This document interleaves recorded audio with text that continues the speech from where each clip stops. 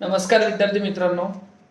MPSCची बहुचर्चित किंवा बहुप्रतीक्षित अशी राज्यसेवा मुख्य परीक्षेमधल्या बदलाची जी नोटिफिकेशन होती ती नुकतीच आता MPSCच्या वेबसाईटवर आलेली आहे. आणि राज्यसेवा मुख्य परीक्षेमध्ये ऑब्जेक्टिव्ह पॅटर्न सोडून वर्णनात्मक किंवा थेरी स्वरूपामध्ये पॅटर्नमध्ये बदल होईल असं म्हटलं जात होतं. तशी खात्रीशीर आधी आपल्याकडे आलेली ज्याला म्हणून की टीप होती आणि ती आता खरी ठरलेली आहे. आणि आत्ताच थोड्या वेळापूर्वी MPSCच्या वेबसाईटवरती आपल्याला राज्यसेवा मुख्य परीक्षेसंदर्भातलं नोटिफिकेशन बघायला मिळालंय की ज्याच्यामध्ये मुख्य परीक्षेचं स्वरूप MPSCनी पूर्णतः बदललेलं आहे. म्हणजे आता जे चालू स्वरूप होतं ज्याच्यामध्ये सगळ्यात महत्वाची गोष्ट म्हणजे ऑब्जेक्टिव्ह जी परीक्षा होती ती आता पूर्णपणे थेरीमध्ये करण्यात आलेली आहे. तर आता ही थेरीत करत असताना एका वाक्यात जर सांगायचं झालं, सगळ्यात महत्वाचं अगदी शॉर्टमध्ये समजून घ्यायचं झालं तर हा बदल पूर्णपणे जशी UPSCची मुख्य परीक्षा आहे अगदी जशीच्या तशी त्यांनी आता राज्यसेवा मुख्य परीक्षा केलेली आहे. त्याच्यामध्ये तिळमात्र बदल नाही, एक्सेप्ट की त्याचा सिलेबस जो असेल, त्याचा जो अभ्यासक्रम असेल तो कदाचित जसं नेहमी MPSC म्हणत येते की भारताचा इतिहास महाराष्ट्राच्या संदर्भात, या अर्थाने त्याच्यामधला कंटेंट हा महाराष्ट्राशी जास्त रिलेट असू शकेल, पण जो पॅटर्न आहे परीक्षेचा तो बाकी संपूर्णतः हा UPSCच्या पद्धतीचा आहे. म्हणजे की मुख्य परीक्षेमध्ये पहिला पेपर हा एसेचा आहे, म्हणजे ज्याचं काउंटिंग होईल, ज्याचं मेरिट गणलं जाईल तो पेपर एसेचा असेल. त्याच्या आधी अर्थात भाषेच्या पेपरना जे आतापर्यंत आधीच्या MPSCच्या मुख्य परीक्षेमध्ये सुद्धा, म्हणजे जेव्हा थेरी व्हायची MPSCची मुख्य परीक्षा तर तेव्हाही तो गणला जायचा मेरिटमध्ये. पण आता त्यांनी लँग्वेजचे जे पेपर आहेत मराठी आणि इंग्रजी हे क्वालिफाईंग केलेले आहेत आणि तेही पुन्हा UPSCच्या धर्तीवरती. म्हणजे 300 मार्कांचा मराठी, 300 मार्कांचं इंग्रजी आणि त्याच्यामध्ये 25% गुण जर तुम्हाला मिळाले तर तुम्ही लँग्वेजची पेपर क्वालिफाय करता आणि त्याच्यानंतर मग तुम्ही पुढच्या उरलेल्या पेपरवरती तुमचं मेरिट ठरवण्यासाठी तुम्ही योग्य ठरता किंवा क्वालिफाय ठरता. त्यामुळे लँग्वेजचे पेपर हे क्वालिफाईंग झालेले आहेत, ज्याच्यापैकी एक पेपर मराठी आहे, दुसरा पेपर इंग्रजी आहे, 300 गुणांचे आणि 25% गुण म्हणजे अर्थात 75 मार्क तुम्हाला मिळाले, गुण मिळाले की तुम्ही क्वालिफाय होता. त्यामुळं लँग्वेजचं राज्यसेवेसाठीचं महत्व आता फारसं राहिलेलं नाहीये. जसं जे कंबाईनसाठी बाकी मराठी या भाषेला जेवढं महत्व राहील तेवढं आता राज्यसेवेला कदाचित ते राहणार नाही. म्हणजे या बदलाचा परिणाम काय होईल तर तो इथं मेजरली दिसेल. दुसरा, त्याच्यानंतर ज्या पेपरचं मेरिट बघितलं जाईल, ज्या पेपरच्या गुणांवरती ठरेल की तुम्ही मुलाखतीला जाणार आहात की नाही, त्या पेपरमधला पहिला पेपर हा एसेचा आहे, निबंधाचा आहे. आणि हा निबंधाचा पेपर 250 गुणांचा आहे, जो की UPSCला देखील 250 गुणांचा आहे. त्याच्यानंतर 4 GSचे पेपर आहेत सामान्य अध्ययनाचे, सामान्य अध्ययन 1, 2, 3 आणि 4. हे चारही पेपर 250 गुणांचे आहेत, जे पुन्हा UPSCच्या पद्धतीनेच आहेत. या 4 GSच्या पेपरमधले 3 पेपर हे history, geography, polity, economy, science tech, ecology, environment, IR आपण जे म्हणतो इंटरनॅशनल रिलेशन, UPSC मध्ये. आणि मग हे सगळं ह्यातले जे मेजरली जे राज्याशी संबंधित असेल ते राज्याच्या संबंधाच्या अंगाने हे 3 पेपर हे आपल्याला म्हणजे MPSCच्या मुलांना आज ज्ञात असलेल्या सिलेबसवरतीच असतील, पण हे 3 पेपर असतील प्रत्येकी 250 गुणांचे. आणि चौथा पेपर हा पुन्हा UPSCच्याच पद्धतीने, ज्याला एथिक्स, इंटेग्रिटी आणि ॲप्टिट्यूड म्हटलेलं आहे, त्या पद्धतीने हा पेपर चौथा त्यांनी पूर्णपणे UPSCच्या धर्तीवरती आखलेला आहे. आणि सगळ्यात महत्वाचा बदल म्हणजे जो अलीकडच्या काळामध्ये MPSC करणाऱ्या 5-10 वर्षांमध्ये MPSC करणाऱ्या मुलांना माहीत नसलेला, तो म्हणजे ऑप्शनल पेपर, की जो UPSC मध्ये ऑलरेडी आहे. तर ऑप्शनल पेपर आता एक तुम्हाला निवडायला लागणार आहे, जी तुमची चॉईस असेल. आणि त्या ऑप्शनलसाठी सुद्धा त्यांनी 24 आपल्याला विषय दिलेले आहेत. 24 विषयांपैकी एकूण, ज्याच्यामध्ये सायन्सचे विषय देखील आहेत आणि ह्युमॅनिटीजचे, आर्ट्सचे विषय देखील आहेत, ज्याच्यामध्ये लॉ सारखा विषय देखील आहे. तर असे 24 ऑप्शन्स आपल्याला आता नोटिफिकेशनमध्ये आत्ताच्या दिसत आहेत. त्या 24 विषयांपैकी एक विषय तुम्हाला निवडायचा आहे, ज्याचे 2 पेपर असतील, म्हणजे पेपर 1 आणि पेपर 2. उदाहरणार्थ तुम्ही जर हिस्ट्री घेतला असेल, म्हणजे घेतला असेल म्हणजे तुम्हाला आता तो घ्यावा लागेल येणाऱ्या परीक्षेमध्ये, तर ते हिस्ट्री घेतला असेल तर त्याच्यासाठी तुम्हाला इतिहासचा पेपर 1 आणि इतिहासाचा पेपर 2 असं बायफर्केशन दिसेल. तर अशा पद्धतीने ही पूर्णपणे मुख्य परीक्षा ही पूर्णपणे UPSCच्या पद्धतीने घेण्यात आलेली किंवा ठेवण्यात आलेली आहे. त्याचा कंटेंट मी मगाशी म्हटलं तसं की फक्त कंटेंट जो असेल सिलेबसचा तो महाराष्ट्राचा स्पेसिफिक असू शकेल, पण पेपरचं विभाजन आणि त्यातले गुण हे अगदी युपीएससीच्या दर्जाचे आहेत. तिसरा महत्वाचा त्यातला घटक किंवा ह्यातला लँग्वेज क्वालिफाईंग असणं आणि 4 GSचे पेपर, चौथा पेपर एथिक्स इंटिग्रिटीचं असणं, ऑप्शनल देणं, एकच ऑप्शनल निवडायचं, त्याचे 2 पेपर असणं, हा दुसरा भाग. तर ह्या सगळ्यामध्ये एक तिसरा महत्वाचा भाग आहे तो म्हणजे मुलाखतींचा. म्हणजे राज्यसेवेला मुलाखतीसाठी इतके गुण कधीही देण्यात आले नव्हते. किमान ज्या काळापासून मी प्रिपरेशन करतो, साधारणतः करत होतो आणि आता मार्गदर्शन क्षेत्रात काम करतो, या काळामध्ये याच्या आधी खूप पूर्वी 200 गुणांची राज्यसेवा होती, मग ती 100 गुणांची झाली. पण आता पुन्हा ती युपीएससीच्याच धर्तीवरती 275 हा ऑड नंबर आहे. खूप ह्याच्याबद्दल क्युरिओसिटी लोकांना असते की हा असा 275 काय, कारण तिकडे 250 गुणांचे पेपर आहेत आणि इथे इंटरव्ह्यू की 275. हे 25 मार्क ऍडव्हान्टेज दिलेला आहे की तुमचं व्यक्तिमत्व एकंदरच प्रशासकीय सेवांसाठी सुटेबल असेल की नसेल. त्यामुळे हे मुलाखतीच्या मंडळाकडे हा अधिकार राहील की तुम्हाला गुण देण्याचा. त्यामुळे 275 मार्कांची मुलाखत पुन्हा आहे, जी ही पुन्हा सेम युपीएससीच्याच पद्धतीवरती घेतलेली आहे. त्यामुळे हा मेजर बदल आहे. तो नोटिफिकेशन मध्ये तुम्ही सविस्तर बघाल. या संबंध नोटिफिकेशनला धरून गृहीत असणारा जो अभ्यासक्रम असेल तो यथावकाश एमपीएससी आपल्या वेबसाईटवरती पब्लिश करेल असंही त्यांनी म्हटलेलं आहे. हा सगळा बदल 2023 मधल्या मुख्य परीक्षेपासून लागू असेल.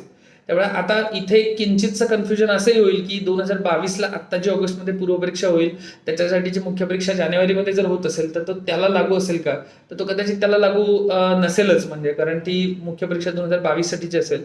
पण पुढची येणारी जी ऍड असेल 2023 मध्ये येणारी राज्यसेवेसाठीची, त्या परीक्षेपासून हा बदल बाकी नक्कीच लागू होईल.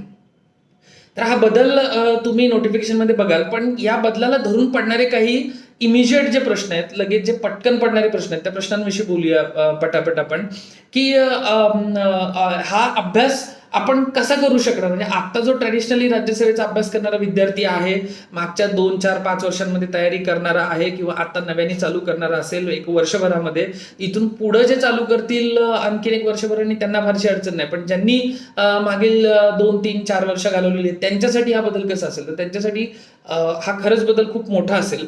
आणि त्यामुळं तुम्हाला तुमच्या अभ्यासाची पद्धती बदलावी लागेल का, तर निश्चितच बदलावी लागेल. कारण ऑब्जेक्टिव्ह मधल्या अभ्यासाची पद्धती वेगळी आहे.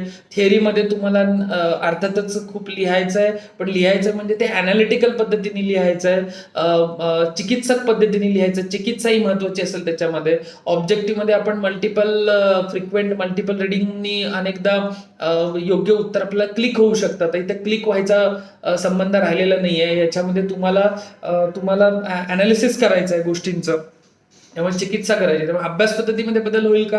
हो, नक्कीच तो अभ्यास पद्धतीमध्ये बदल होईल. अभ्यास साहित्यामध्ये बदल होईल का? बट ऑब्वियस, म्हणजे अर्थातच अभ्यास साहित्यामध्ये बदल होईल. त्याच्यानंतर स्ट्रॅटेजी बदलावी लागेल का, तर तीही बदलावी लागेल. कारण आधी पूर्व आणि मुख्य दोन्ही ऑब्जेक्टिव्ह असल्यामुळे दोन्हीचा एकत्रित अभ्यास करणं बरंच सोयीस्कर जायचं आणि एकाच वेळी ते घडायचं.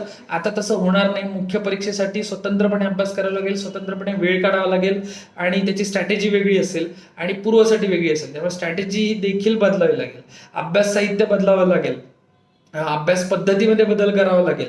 मार्गदर्शन तर हो, जर तुम्ही याच्या आधी पूर्व परीक्षा, मुख्य परीक्षा असं एकत्रित जर इंटिग्रेटेड राज्यसेवेच्या कुठलंही मार्गदर्शन घेतलं असेल, भले ते पेड असेल, भले ते अनपेड असेल, फ्रेंडली पद्धतीने कुठल्या तरी सिनियरकडनं किंवा आपल्या रिलेशन मधल्या कोणाकडनं जर हे मार्गदर्शन घेतलं असेल, तर आता मार्गदर्शन ही बदलावं लागेल.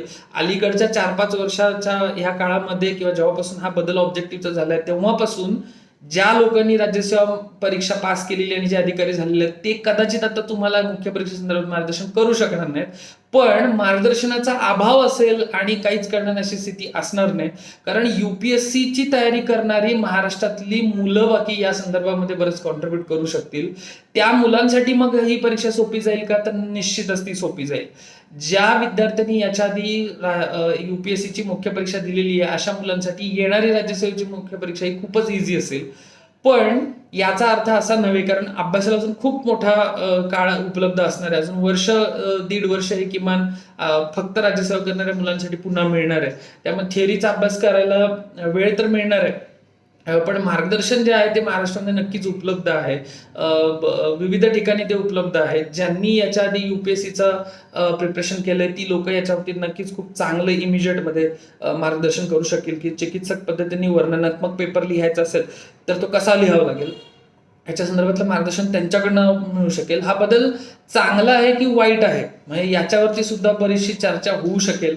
पण मला असं वाटतं की हा बदल खूप चांगला आहे, कारण राज्यसेवेतली जी पदं आहेत म्हणजे उपजिल्हाधिकारी असेल, DYSP असेल किंवा वर्ग 1 ची सगळीच अकाउंटंट फायनान्स पासून येणारे शिक्षण अधिकाऱ्यापासून किंवा BDO आणि इतर सगळी डेप्युटी CEO पासून ही सगळी पदं शासनातली अतिशय महत्त्वाची पदं आहेत, की ज्याच्यामध्ये सेंट्रल गव्हर्नमेंटकडनं होणाऱ्या रिक्रुटमेंट जसं की ISP IPS याच्या नंतरच्या 2 नंबरच्या फळीमध्ये हे सगळे अधिकारी येतात, जे योजनांची अंमलबजावणी करण्यामध्ये अतिशय की रोल तर प्ले करतातच, पण त्याच्याशिवाय शासनाच्या पॉलिसी फॉर्मिंगमध्ये सुद्धा जे इनपुट्स द्यावे लागतात, जो ग्राउंडमधनं जो रिपोर्ट द्यावा लागतो त्याच्यामध्ये सुद्धा मोठं कॉन्ट्रीब्युशन करतात. आणि म्हणून त्यांचं अनालिसिसचं स्किल, त्यांची चिकित्सेचं स्किल हे व्यापक असणं गरजेचं होतं, असं हे याच्याबद्दल दुमत असायचं कारण नाही. आणि ते ह्या परीक्षेच्या अंगाने अशी मुलं मिळण्याची शक्यता नक्कीच वाढते. आणि ऑब्विस आहे की ज्या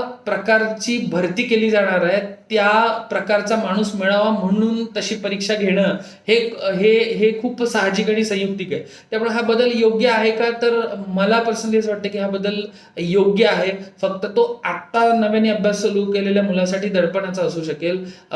तो आत्ता ज्यांनी 2-4 वर्ष घातले त्याच्यासाठी दडपणाचा असू शकेल, पण दडपण घेण्याचं काही एक कारण नाही आहे. कारण अभ्यास साहित्य, मार्गदर्शन उपलब्ध असेल का तर ते सहज मिळेल, पण अभ्यास साहित्य उपलब्ध आहे का त्याच्यासाठीचं, तर तेही भरपूर मुबलक प्रमाणामध्ये. कारण जी मुलं UPSCला तयारी करतात मराठी माध्यमातून खास करून, त्यांच्यासाठी ऑलरेडी खूप सारं मटेरियल ट्रान्सलेट झालेलं आहे मराठीमध्ये मुख्य परीक्षेच्या अनुषंगाने. अनेक कोचिंग क्लासेसने ते मराठीमध्ये आपल्या स्वतःच्या नोट्स पण उपलब्ध करून दिलेल्या आहेत. अनेक महाराष्ट्रातल्या मराठी माध्यमातून UPSC क्रॅक केलेल्या मुलांच्या नोट्स पण अवेलेबल आहेत, जे नेटवरती पण सहजासहजी मिळू शकतात तुम्हाला. अर्थात त्यातनं तुम्हाला स्क्रुटनी करावी लागेल. हे सगळं लागेलच का बघायला की नाही लागेल वगैरे, हा तुमच्या ओव्हरऑल स्ट्रेंथ विकनेसेसचा आणि ओव्हर द टाइम आपल्याला सिलेबस जसा कळेल त्या पद्धतीने ते लक्षात घ्यावं लागेल की तो ह्या सगळ्या गोष्टी लागतील का. पण मटेरियलची उपलब्धता पण भरपूर असेल, मार्गदर्शनाची उपलब्धता भरपूर असेल. फक्त ठेवायला लागेल ती गोष्ट म्हणजे तुम्हाला तुमचा सकारात्मक दृष्टिकोन ठेवायला लागेल, तुम्हाला कॉन्फिडन्स ठेवायला लागेल. जे काही बदल होतील त्या बदलांना सामोरं जावंच लागेल. त्यामुळं हा जो इमिजिएट आलेला बदल आहे तो सकारात्मकतेने घ्यायला काहीच हरकत नाहीये. मोठा बदल आहे, मेजर शिफ्ट आहे. अभ्यास पद्धतीमध्ये बदल करावा लागेल, अभ्यासाच्या साहित्यामध्ये बदल करावा लागेल, स्ट्रॅटेजीमध्ये बदल करावा लागेल, मार्गदर्शन पुन्हा घ्यावं लागेल किंवा एकत्रित ग्रुपच्या स्टडीमध्ये त्याच्यावरती डिस्कशन करावं लागेल. बदल चांगला आहे असंच समजावं लागेल. फायदा UPSCच्या मुलांना होण्याची शक्यता अधिक आहे, पण फक्त राज्यसेवा करणाऱ्यांना सुद्धा मागे राहण्याची काही एक गरज नाही आहे. आपण नेहमीच म्हणतो की स्पर्धात्मक परीक्षांमधलं मेरिट जे असतं ते अति 50%ला जाऊन टेकतं. त्यामुळं परीक्षा कितीही दीर्घ असली आणि किती वर्णनात्मक झाली तरी 50% पर्यंतच्या मेरिटला गाठणं हे कुठल्याच स्ट्रीममधल्या किंवा कुठल्याच पद्धतीने अभ्यास करणाऱ्या मुलांसाठी अवघड असणार नाही. फक्त बदल व्यवस्थित समजून घ्यावा लागेल आणि त्या पद्धतीने आपली तयारी करावी लागेल, थिअरीच्या अंगाने तयारी करावी लागेल.